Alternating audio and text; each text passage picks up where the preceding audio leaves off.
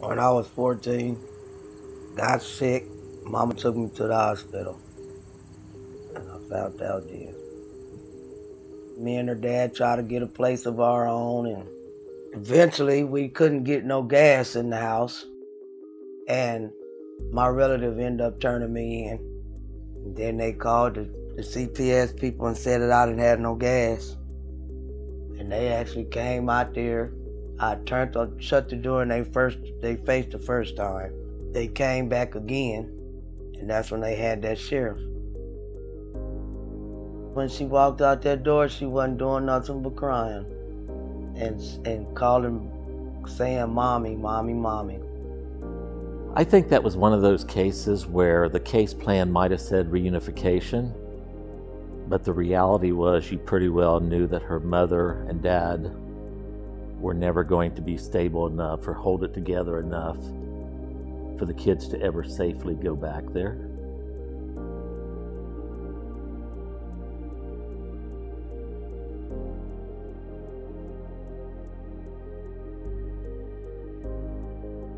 I enjoyed going to Butch and Sandy's house.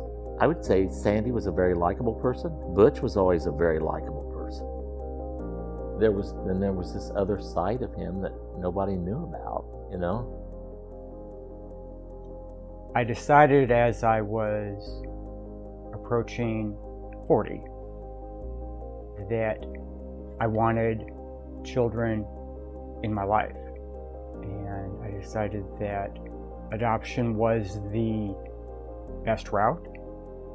Started to look at sibling groups of all races and sibling groups where some or all of the children had special needs. So that brought it down to a sibling group of 4 in Madison County who had recently become available through termination of parental rights. And at that point, essentially all of my eggs were in that basket.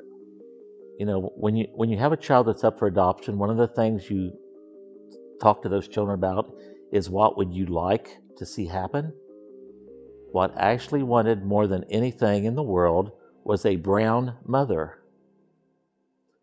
And as her DCS buddy, I guess, or whatever, I had told her literally that I would do everything possible to help her get a brown mother. The call finally came.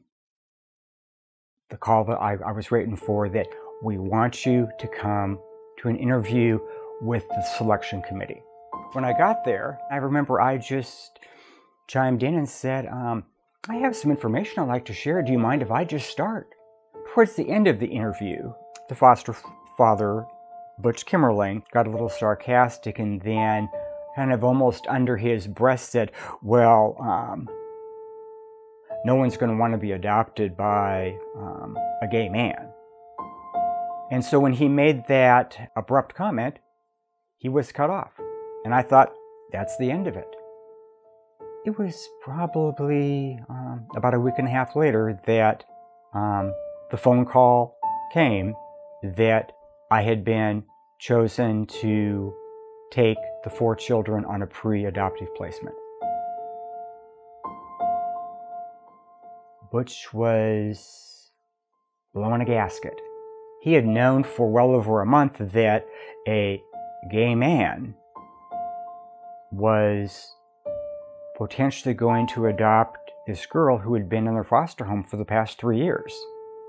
I almost want to say, time out. I think we're not discussing the right issue here. That if we're concerned about something inappropriate happening, shouldn't we be more concerned about these 3 little boys than the girl?